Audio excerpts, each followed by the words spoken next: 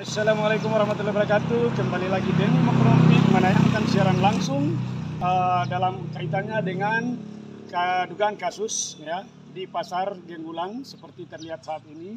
Saya berdan sebelumnya juga ada beberapa bangunan dari tahun 2016 dan sampai saat ini juga kemarin sempat bermasalah, di mana dalam kasus itu ada 2 orang tersangka, yaitu Kepala Dinas Perdagangan dan kontraktor ya.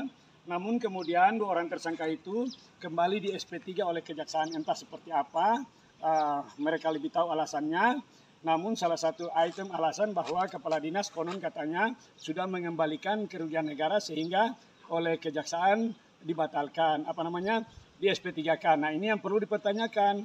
Aneh bin ajaib juga ketika Kepala Dinas Perdagangan itu sudah di SP3 kan, karena sudah mengembalikan kerugian negara atas dugaan temuan kasus oleh Kejaksaan.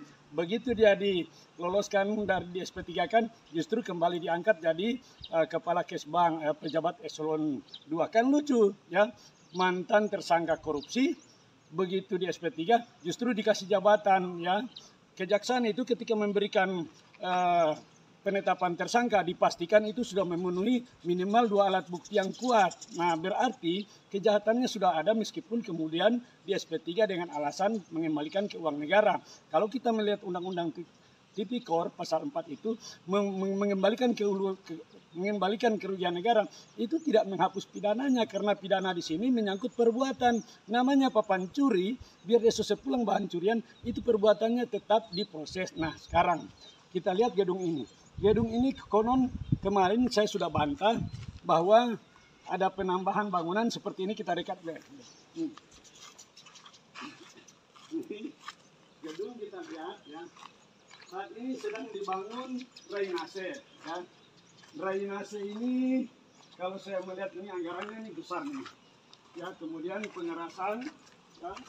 Di sini ada drainase, pengerasan, ada DP got-got itu pekerja mungkin atau pengawas. Nah ini sementara bikin ya drainase atas gedung ini. Kan lucu, gedung sebesar ini ya kemudian tidak ada drainasenya.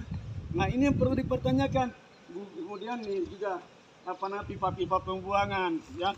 Kalau gedung seperti ini tidak ada drainasenya berarti speknya itu perlu dipertanyakan. Dan lucu kalau pemerintah meloloskan gedung bernilai miliaran rupiah kemudian tidak dibuatkan sanitasi seperti ini. Nah sanitasi ini oleh Kepala Dinas PU dan Kepala Dinas Perdagangan menyatakan bahwa pegawai yang diminta patungan duit ya, kumpulan arisan, urukan duit. Nah ini lucu, ini sudah merupakan pemerasan terhadap pegawai ya. Lagian kan pegawai sekarang dalam keadaan susah, belum terima TPP lagi, orang kasihan. Kok mau diperas semua, ambilkan dana, formu kasih lengkap ini bangunan ini. Ini yang perlu dipertanyakan oleh aparat penegak hukum. Lagian kemarin dari Kepala Inspektorat ya, Yusril Mantali, sarjana komunikasi, dia membantah kalau bangunan yang ada saat ini merupakan bagian dari bangunan induk, karena katanya di bangunan induk tidak ada sanitasi. Mana ada bangunan besar bernilai miliaran rupiah yang kemudian tidak ada sanitasi. Nah itu dibantah oleh inspektorat. Lucunya ya, aneh bin ajaib, Kepala Inspektorat itu juga merangkap sebagai PPK, pejabat pembuat komitmen terhadap bangunan ini. Kan lucu, dia sebagai inspektur di inspektorat, kepala pemeriksaan, kemudian dia juga pelaksana penanggung jawab proyek. Ketika dia mau perintahkan auditor, nganapi periksa itu bangunan sana sesuai spek atau tidak, maka yang diperiksa itu DP sendiri. Jadinya mungkin Kepala Inspektorat perintahkan DP anak buah untuk periksa Kepala Inspektorat perbuatan. Ya, ini dia sudah mengaku. Jadi di sini BPK ya harus diseriusi ini BPK. Jangan ujung-ujungnya lagi opini keuangan WTP. Padahal seperti ini Kepala Inspektorat merangkap sebagai PPK, pejabat pembuat komitmen, artinya penanggung jawab pasar ini, tapi dia juga Kepala Inspektorat. Jadi ketika dia perintah di anak buah periksa, yang diperiksa itu adalah pekerjaan dari DP atasan sebagai inspektur. Itulah Yusril Mantali yang kemarin sudah buka-bukaan. Konyol, dia buka kartu sendiri. Dia sebagai Kepala Inspektorat, dia juga pelaksana. Mari kita lihat bagian belakang seperti apa keadaan ini. Nah jadi seperti ini ya bapak-bapak, ibu-ibu. Kita lihat bangunan induk ini. Ini bangunan yang sedang dibikin ini kata Kepala Dinas PU dan Perdagangan, ini merupakan swadaya daripada OPD, Organisasi Perangkat Daerah, atau swadaya daripada ASN, PNS di Kota Mobagu mengumpulkan duit untuk membangun ini. Kan lucu, ini bangunan baru, anggaran miliaran rupiah, belum digunakan. Kok kenapa sudah ada tambahan bangunan, kemudian harus ASN yang kumpul duit untuk membiayai ini, ya? Kalau toh memang ini merupakan bangunan tambahan, kenapa tidak? Harusnya kan bisa dianggarkan di APBD, dana pemeliharaan atau dana penambahan ruangan, perluasan, penambahan volume. Bukan seperti ini, ya. Dalam RAP, ya. Kalau tidak ada sanitasi, kan lucu bangunan senilai dengan miliaran rupiah kemudian tidak ada sanitasi. BPK, ya, gubernur dan lembaga terkait harus waspada ini. Karena mustahil dia akan memberikan penilaian negatif terhadap pekerjaan yang dia sendiri yang bertanggung jawab. Kepala Inspektorat merangkap kepada kepala PPK, pejabat pembuat komitmen. Dan ini mungkin hanya terjadi di Indonesia.